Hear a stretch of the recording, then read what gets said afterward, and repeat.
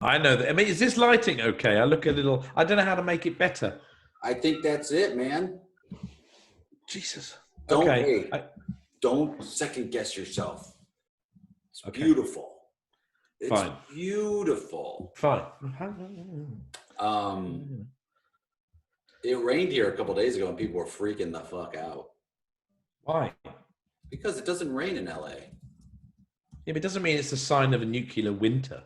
I don't know, man. What things are happening right now? Who's to say? I did see a plague of frogs. Oh, good. In a fight with a plague of lotuses. It was these Swiss cars. It was the frogs lost. The cars went straight over them. We call that Congress. Satire. Let's see here. We have. Yeah. What do we have, Jay? 24 suggestions. Pick a number 1 to 24. Well, as you know, Jay, as people keep picking the number 17, I'm not going to do that. I'm going to go for 15. Oh, the good old number 15. 1, 5. 6, 7, 8, 9, 10. Oh, it comes to us from Daniel, and it's called, our suggestion is The Last Expedition. Okay. Oh. Yeah. This is it, man. I know. We're not gonna make it out. I just realized that we're in this crevasse, man, and this is it. It had to come to an end here. It had to come to an end here. There's no other way we could have ended our expedition than this. No. I mean, I knew this was a one-way ticket when I signed up. I knew it. All right. You hear that wind? Huh? You hear the wind howling? Yeah. It's intimidating. I mean, it really just. I mean, I'm enjoying the theatrics of this death. I won't lie. Yes. You know, I like the fact that we're gonna go out just in a blizzard. Yeah. In a huge crack in the earth. There's something I don't know, preternatural about it. It's dramatic. It's a poignant ending to this trip and our friendship. And and us. Yeah. I was like, I don't know. What was that? What is it? That's the ice. The ice is cracking. It's cracking. So we don't move. We can't. If the sooner we move, the sooner we die. Could I talk? I think that's fine. Can we talk? Yeah, but don't move your mouth too much. That's not going to do hard. It's very cold. Okay. So if I don't move, I'm going to reach into my pocket. Okay. Because I saved 2 cigars for when we'd reach the summit. And that's not going to happen. I guess this is our summit. This is our peak and trough. Oh God! If it wasn't so terrifying, it would be hilarious. Yeah, but you know what? When you're staring death in the face, when you're staring down the Reaper and you see your own face reflected in his blade, you just got to ask yourself this: was it worth it, Jeff? Yeah. 1,000%. I don't want to die just like an ordinary death. I don't want to get old, Clyde. That's the one fear I have over death, is the fear of getting old and being by myself. Yeah, I know. Hang on, Jeff. I left them in the tent. Oh, of course. Oh God. Don't make me laugh, because if I start laughing, that ice going to start. It's okay. Did you not see? Nothing happened. Okay. Well, Clyde, I respect you. You're taunting death right now. Take that, death. I've stared at my own reflection in the Reaper's blade, and I've said, not today. I've got stuff to do. And we are going to sit this one out, Jeff. You know? Let me ask you something. Sure. How did you think you were going to go out? Do you think it'd be something like this? Like, yeah, I thought it was going to be something dramatic and theatrical. Yeah. I mean, I had it down as one of three things. Uh-huh. And he went, what? Okay. Yeah. Well, given that we do this every year, yeah, you know, I had it down. It was either going to be avalanche/crevasse, so check. But the other two, instinct, that was a dead-on, pun intended, a dead-on instinct. Yeah, I know. But the other two was a balloon accident. Like blowing up a balloon and then you accidentally chuckle and inhale the balloon, or like a hot air balloon where it goes awry. I left that open because it could be a hot air balloon and we smash into a volcano, or it could just be going out at my son's party when he turns 10. Good call. You know? Yeah. Just, you know, Bobo the Clown just pushing up the daisies because I've inhaled a small piece of rubber. It happens. Yeah, it happened to Keith, didn't it? Yeah, that's what I thought you got the inspiration from, was like, oh yeah, it happened to Keith. So I thought, well, for sure, because he's your brother, like it would run in the family is what you were thinking. So yeah, I mean, if it wasn't so damn funny, it would be tragic. But you know, he lay there for what, 10 minutes before the kids left? They thought it was part of the act. I know, and he's such a professional. If it would have been part of the act, I would have been totally bought into that. I respect him. It's like you've always respected him. I think he's. I mean, he's committed to his craft, and you know, the ending, like us, you wouldn't want to end a different way. You want to end doing the thing you love doing with the person you love doing it with. Yeah, absolutely. And he loved being that clown, entertaining those kids, and he died for his art. You know, and I once called him Keith on accident at a party, and he shooed me out afterwards for a good 20 minutes. He said, I'm Bobo. Never call me Keith. That's an illusion. I got to keep going. Do not ruin it for the kids. And he was right. Well, that was Keith all over. I remember his wedding, and they got to the point where the priest said to Susan, you know, do you take this man, you know, Keith Johnson? And no. Yeah. I mean, the chill in the church, you know, and the look he gave her. You could feel it. It was as cold as it is now for us in this crevasse. Yes. You know? And but you don't want to know the third one? The third way I thought I'd go? Yeah. I'm dying. I'm dying. Literally. It's true. We are dying. Don't make me laugh. What's the third? What's the third one? It's crocodile. Ooh, yeah, because they're fast. Yeah, they are fast and they are hungry. You know, and when we went to that safari, you know, and we were the only two that made it back. I had this vivid image of what happened if it hadn't been, you know, that Dutch family. Yeah. You know, and it had been you and me.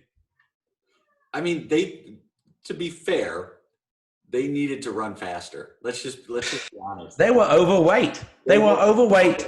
They were unfit. All we had to do was we just had to be the last two. That was it. And we did. Yeah. And they didn't. Like, I was yelling at them, zigzag. You gotta zigzag. You can't run a line. Leave the kid. If it gets one kid, that's the price you're paying. But you gotta zigzag, and they didn't want to zigzag. It's better to save one than lose everything, you know. And they just ran straight towards the crocodile. I think they were so excited. Yeah, I mean, they haven't. They had to. Yeah. It was like, I think it's that there aren't many in Holland. You know, I mean, they probably saw one in a zoo, you know, in Amsterdam, but they'd not seen them in the wild, and they got overexcited and they ran towards it. We were gone, and we were here, and now, you know, now we had the last laugh for a year. That was a good, wow. That was a good laugh. Do you know? Do you think they're going to find our bodies, you know, like 100 years from now, like they did with that guy up Everest, you know, just frozen? Yeah. They're going to find us, and they're going to thaw us. And you know what? We're going to be a news story for that day. And maybe for 5 minutes, but that'll be our 5 minutes. And 5 minutes of fame, Jeff. Said. I mean, he said everyone 15 minutes, but I think it's going to be when they finally find us, it'll be like a 15-second time. I'm glad I wore my best, you know, my best jacket. You know, it looks good on me, yeah? You look handsome. I have no reason to lie to you at this point. You look handsome. No. It would be weird if you did, Jeff. And we're two handsome guys, and we're going to be two handsome corpses. You're right. It would be weird if I did that. You're right. Wouldn't it? It would be really weird if I did that. Really weird. If we're at the verge of death by either, I don't know, suffocation or crushed to death, or just malnutrition, starvation, whatever. Yeah. And you turned to me and lied about how I looked. Yep. That's fucked up, man. Yeah. That's why I'm not going to do it. And I'll tell you what.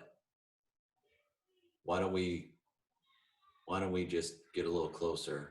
Use what little body heat we have. Okay. And just, that's a very good idea. Just sit here and see what happens. Hey, you know, I have no reason to lie to you, right? Yeah. You want to make out a little? Scene! That's fun. That tape, dude, at the end. That was good. We'll never know what I said. We'll never know. Let the audience figure that out. I love this was a cliffhanger in several ways, but I love, I don't know, let the audience figure out what the answer would be. Yeah. But I also like the idea of these guys stumbling upon two corpses locked in an embrace. Yes. Preserved. I mean, what is how do you think you're going to go out? Do you think you're going to make it to old age, or do you think something's going to happen? Well, you know, I mean, I won't bore you. I don't know if I took you. Remember, I did die when I was 15. I did flatline on the operating theatre. So I've already had a little taste of death. I've got a weird condition. So lesson for everyone. It's a malignant hypothermia.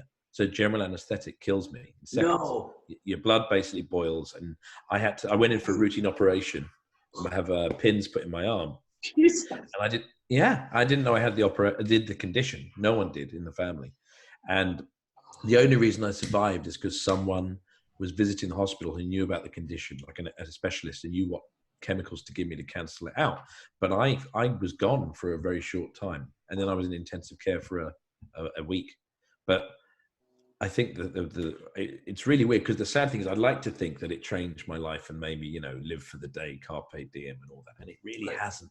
I'm still just as nervous and, you know, flustered, and just, I can't make impulsive decisions. It's rubbish. I'm still as cautious and full of fret. Captain McFluster, we call you. Yes, you do. And it's true. But I was trying to work that out, because I don't get flustered doing stand-up the way I get flustered doing improv. And I'm trying to work out why that is. You're more prepared, or you feel you're more prepared. But as an improviser, you're prepared. I guess so. I think for me, and one of the things that I'm trying to learn and get better with myself is I feel I have to say a particular type of thing. Like it hasn't gone into muscle memory yet. Right. You know, and I know that if I'm off stage just talking, I can riff, because that's what I do, because I'm a chatty fucker. But when I get on stage, I feel, okay, what's, and there's a weird bit where my brain's fighting. and there's a bit where it's thinking, okay, what do you need to say here now? And then I'm also fighting, should this be funny? And then I'm also trying to remember, just respond. And the three things just smash. That's yeah. That's what causes the fluster. And I think stand-up, I don't have that. I guess because, as you say, there's material there. But I love emceeing when you don't have to have material, and I'm just talking to someone. It's funny, like on stage, man. You never give that appearance that you're flustered at all, ever. Really? Oh man, never. It's like people assume you know what you're doing, and it always works out well. But yeah, you hide it very well. You're one of those performers that's like on the inside, it's completely different than what it shows on the outside. I think that's just practice of I've been performing professionally for a long time, so I'm able to project and look in control. Whereas inside I'm going, I mean, it's and then sometimes it's fun. My brain does one of two things. It either gets flustered. I did one show with Murder of Crows a while ago, and I'd had a few drinks. That's when I learned that I can't drink and do improv. That's the other thing. I can drink and do, but I can drink and do stand up, but I can't drink and do improv. Yeah. And again, I don't know what the difference is. And I shut down. I was like a mannequin on the stage. And I was like, my brain, all that stuff about, oh, it's amazing, you get so freed up when living through chemistry. No, I don't. I go in my own head tenfold. Yeah. And I was just there going, and this is noir, so it's supposed to be. It's dialogue and it's movement and it's that. It's just like, it's old mute Benny back here. It's the awkward dweeb. I sit there going, I gotta go home and get my retainer. Speaking of which, awkward dweeb would be a great title for your autobiography, man. I think so. I think it'd be volumes 1 through 7. These self-indulgent, I'm on two minds about these self-indulgent people that write their memoirs. Like, you see increasingly celebrities who are like 25 release their autobiography. And it's like, what the fuck have you done? You've done nothing. I know.